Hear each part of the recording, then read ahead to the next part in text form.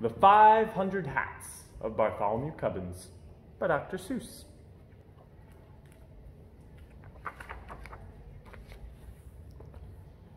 In the beginning, Bartholomew Cubbins didn't have 500 hats. He had only one hat. It was an old one that had belonged to his father and his father's father before him. It was probably the oldest and plainest hat in the whole kingdom of Did, where Bartholomew Cubbins lived. But Bartholomew liked it, especially because of the feather that always pointed straight up in the air. The kingdom of Did was ruled by King Derwin. His palace stood high on the top of the mountain. From his balcony he looked down over the houses of his subjects, first over the spires of the noblemen's castles, across the broad roofs of the rich men's mansions, then over the little houses of the townsfolk, to the huts of the farmers far off in the fields. It was a mighty view, and it made King Derwin feel mighty important. Far off in the fields, on the edge of a cranberry bog, stood the hut of the Cubbins family. From the small door, Bartholomew looked across the huts of the farmers to the houses of the townsfolk, then to the rich men's mansions and noblemen's castles, up to the great towering palace of the king. It was exactly the same view that King Derwin saw from his balcony, but Bartholomew saw it backward. It was a mighty view, but it made Bartholomew Cubbins feel mighty small. Just after sunrise one Saturday morning, Bartholomew started for town. He felt very happy. A pleasant breeze whistled through the feather in his hat. In his right hand he carried a basket of cranberries to sell at the market. He was anxious to sell them quickly and bring the money back home to his parents. He walked faster and faster till he got to the gates of the town. The sound of silver trumpets rang through the air. Hoofbeats clattered on the cobbled streets. "Clear the way, make way for the king!" All the people rushed for the sidewalks. They drove their carts right up the curbstones. Bartholomew clutched his basket tighter. Around the corner dashed 50 trumpeters on yellow-robed horses. Behind them, on crimson-robed horses, came the king's own guards. "Hats off to the king!" shouted the captain of the king's own guards. On came the king's carriage, white and gold and purple. It rumbled like thunder through the narrow street. It swept past Bartholomew. Then suddenly, its mighty brakes shrieked. It lurched, and then it stopped. The whole procession stood still. Bartholomew could hardly believe what he saw. Through the side window of the carriage, the king himself was staring back, straight back at him. Bartholomew began to tremble. "Back up!" the king commanded for the royal coachman. The royal coachman shouted to the royal horses. The king's own guard shouted to the crimson-robed horses. The trumpeters shouted to their yellow-robed horses. Very slowly, the whole procession backed down the street until the king's carriage stopped right in front of Bartholomew. Stop. The king leaned from his carriage window and fixed his eyes directly on Bartholomew Cubbins. Well, he demanded. Bartholomew shook with fright. I ought to say something, he thought to himself, but he could think of nothing to say. Well, the king demanded again, do you or do you not take off your hat before your king? Yes, indeed, sire, answered Bartholomew, feeling greatly relieved. I do take off my hat before my king. Then take it off this very instant, commanded the king, more loudly than before. But, sire, my hat is off, answered Bartholomew. Such impudence, shouted the king, shaking an angry finger. How dare you stand there and tell me your hat is off? I don't like to say you're wrong, sire, said Bartholomew very politely. But, you see, my hat is off. And he showed the king the hat in his hand. If that's your hat in your hand, demanded the king, what's that on your head? On my head, gasped Bartholomew. There did seem to be something on his head. He reached up his hand and touched a hat. The face of Bartholomew Cubbins turned very red. It's a hat, sire, he stammered. But it can't be mine. Somebody behind me must have put it on my head. I don't care how it got there, said the king. You take it off. and the king sat back in his carriage. Bartholomew quickly snatched off the hat. He stared at it in astonishment. It was exactly the same color as his own hat, the same size, the same color, and it had exactly the same feather. "By the crown of my fathers," roared the king, again leaning out of the carriage window, "did I or did I not command you to take off your hat?" "You did, sire. I took it off. I took it off twice." "Nonsense! There is still a hat upon your head." "Another hat?" Again, Bartholomew reached up his hand and touched a hat.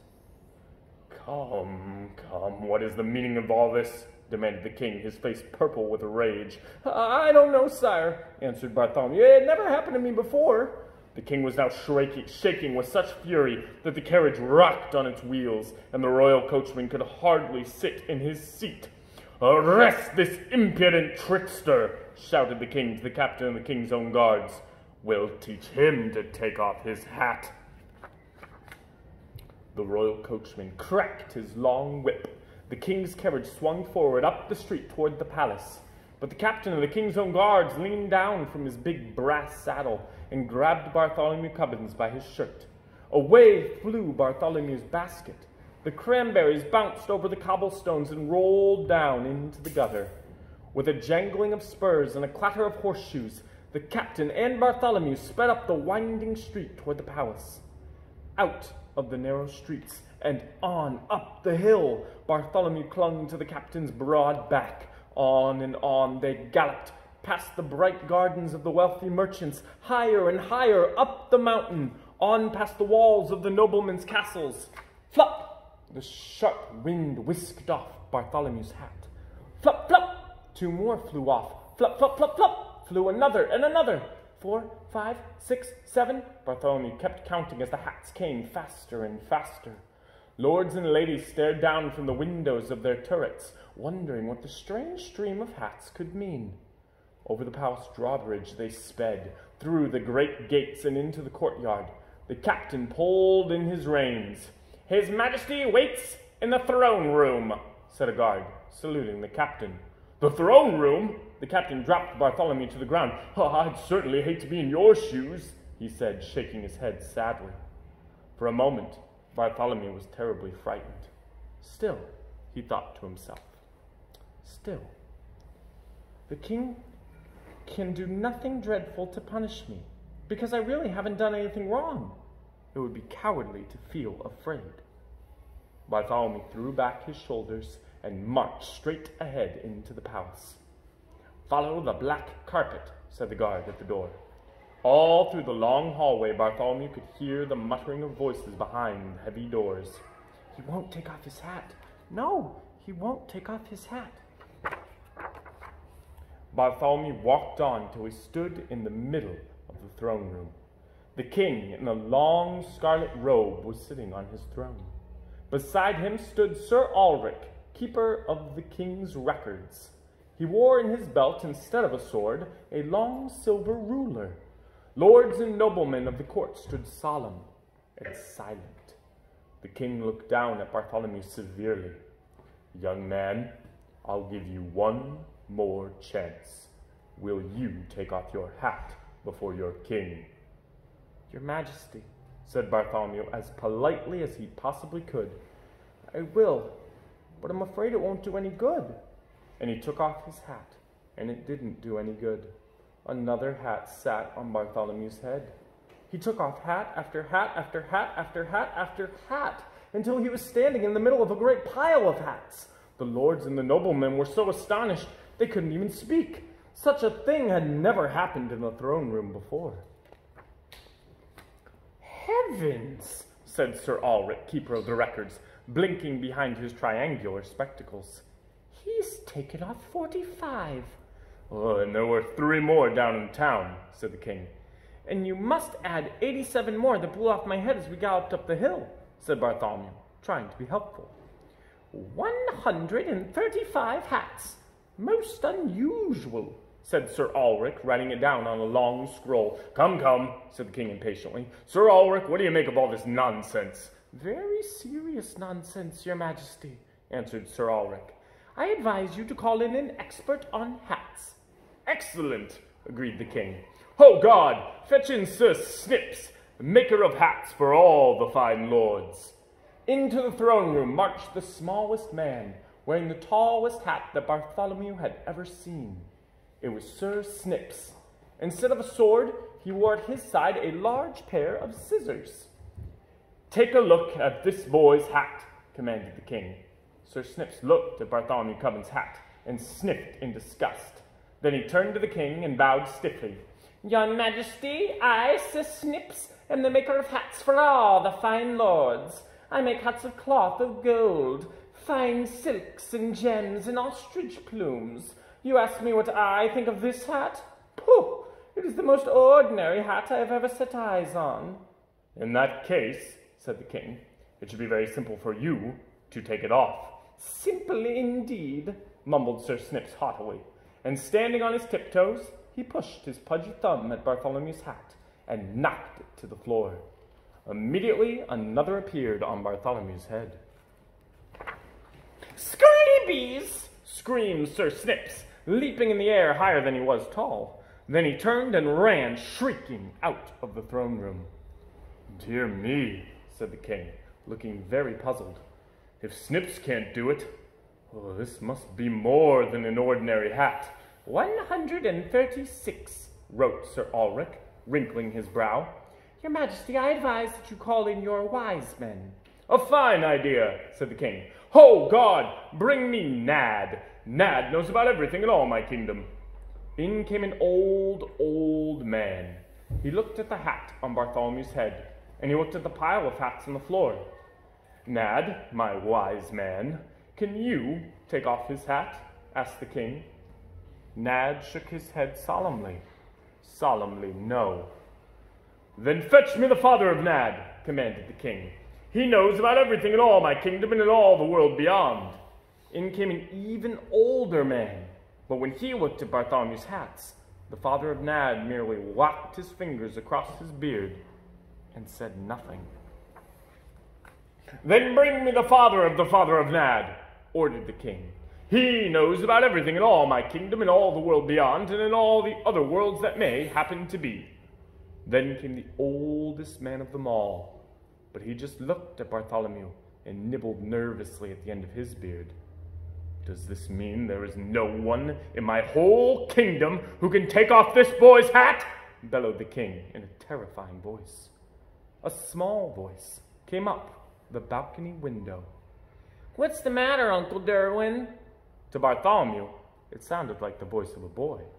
The king stepped out onto the balcony and leaned over the marble railing. "There's a boy in here, just about your age," the king said. "He won't take off his hat." Bartholomew tiptoed up behind the king and looked down. There stood a boy with a big lace collar, a very proud little boy with his nose in the air. It was the Grand Duke Wilfrid, nephew of the king. "You send him down here," said the Grand Duke Wilfrid. "I'll fix him." The king thought for a minute. He pushed back his crown and scratched his head. "Well, maybe you can. There's no harm trying. Take him to the Grand Duke Wilfrid." And two of the king's own guards led Bartholomew out of the throne room. "Pooh!" said the Grand Duke Wilfrid, looking at Bartholomew's hat and laughing meanly. "That hat won't come off. You stand over there." He pointed to a corner where the wall curved out. "I need a little target practice with my bow and arrow." When Bartholomew saw that the Grand Duke Wilfrid had only a child's bow, he didn't feel frightened. He spoke up proudly. "I can shoot with my father's big bow." "Well, my bow's plenty big enough for shooting hats, especially hats like yours," answered Wilfrid, and he let fly an arrow. Zip! It grazed Bartholomew's forehead and nipped off his hat. Away it blew and over the parapet. But another hat appeared on his head. Zip, zip, zip! The arrows flew till the Grand Duke Wilfrid's whole bag full of arrows was gone, and still a hat stood on Bartholomew's head. "It's not fair!" cried the Grand Duke. "It's not fair!" And he threw down his bow and stamped upon it. 154 hats, gulped Sir Ulrich. These hats are driving me mad! The king's voice rang out through the palace. Oh, I waste time with a child's bow and arrow. Fetch me the mightiest bow and arrow in all my realm. Fetch the yeoman of the bowmen. Yeoman of the bowmen, echoed all the lords and noblemen of the court. A gigantic man strode across the terrace. His bow was as big as the branch of a tree. The arrow was twice as long as Bartholomew and thicker than his wrist. Yeoman of the bowmen, said the king, shoot off this boy's hat and make it stay off. Bartholomew was trembling so hard he could scarcely stand straight. The yeoman bent back his mighty bow. Grrrr-zip! Like a mad, gigantic hornet, the arrow tore through the air toward Bartholomew Cubbins. Grrrr-zap! The arrow shot, bit through his head and hat, and carried it off, on and on for a full half-mile. Grrrr-zop! It plunked to a stop in the heart of an oak tree. Yet there on Bartholomew's head sat another hat. The face of the yeoman of the bowmen went white as the palace walls. It's black magic, he shrieked. Black magic. That's just what it is, sighed the king with relief. I should have thought of that before. This makes things simple. Back to the throne room. Call my magicians. In the whole throne room, there wasn't a sound as loud as a breath. But from the spiral stairs that led down from the southwest tower came the shuffling of slow, padded feet. The magicians were coming. Low and slow they were chanting words that were strange. Dig a hole 5 furlongs deep, down to where the night snakes creep. Mix and mold the mystic mud, Malber, Bobler, Tiddler, Tud. In came 7 black-gowned magicians, and beside each one stalked a lean black cat. They circled around Bartholomew Cubbins, muttering deep and mysterious sounds. Oh, stop this useless muttering, ordered the king. I want a chant that will charm away this boy's hat. The magicians huddled over Bartholomew and chanted. Winkabus, Tinkabus, Fortichici, Clay. Hat on this demon's head, fly far away. Howl, men, howl away, howl away, howl away. Yowl, cats, yowl away, yowl away, yowl away. Hat on this demon's head, seep away, creep away, leap away, gleep away. Never come back. A mighty good chant, said the king, looking very pleased. Are you sure it will work? All the magicians nodded together. But, said the king, looking puzzled, there still seems to be a hat upon his head. How long will it take for this charm to work? Be calm, O sire, and have no fears, chanted the magicians. Our charm will work in 10 short years. 10 years? Gasped the king. Away, fools, he shouted. Out of my sight. I can't wait 10 years to get rid of his hat. Oh dear, what can I do? What can I do? If I were the king, whispered the Grand Duke Winifred, I'd chop off his head. A dreadful thought, said the king, biting his lip. But I'm afraid I'll have to. Young man, he said to Bartholomew Cubbins, and he pointed to a small door at the end of the room. March down those steps to the dungeon and tell the executioner to chop off your head. Bartholomew's heart sank into his boots, but he did as the king commanded. I must take off my hat, he said to himself as he started down the long black stairway. This is my last chance. One hat after another he tore from his head. 156, 157, 158. It grew colder and damper. 217, 218, 219. Down, down. 231, 232, 233. It seemed to Bartholomew he must be in the very heart of the mountain. Who's there? Said a voice from the blackness. Bartholomew turned a corner and stepped into the dungeon. The executioner was whistling and singing and swinging his axe idly, because at that moment he had nothing to do. In spite of his business, he really seemed to be a very pleasant man.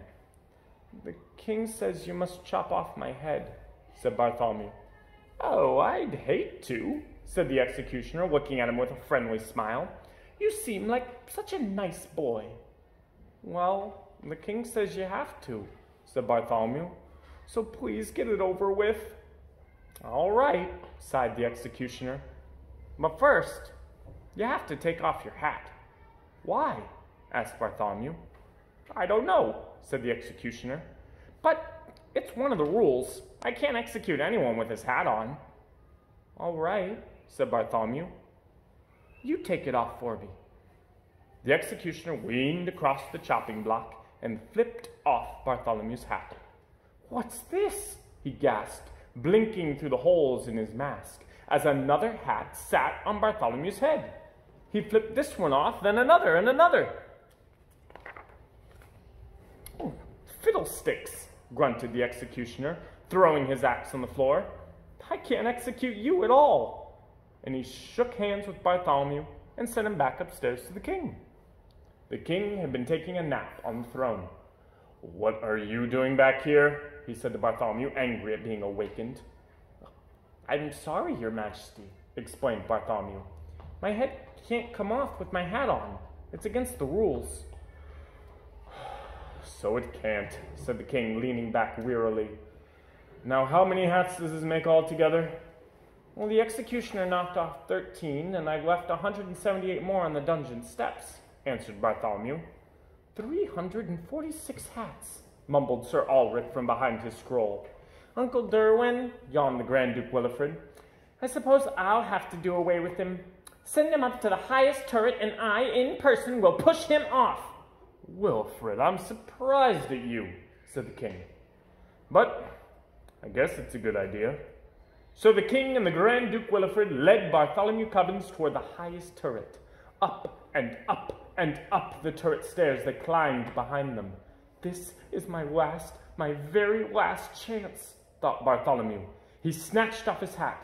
347. He snatched off another. He pulled and he tore and he flung them behind him. 398, 399. His arms ached from pulling off hats, but still the hats came. Bartholomew climbed on. 448, 449, 450, counted Sir Ulrich, puffing up the stairs behind him. Suddenly, Sir Ulrich stopped. He looked. He took off his triangular spectacles and wiped them on his sleeve.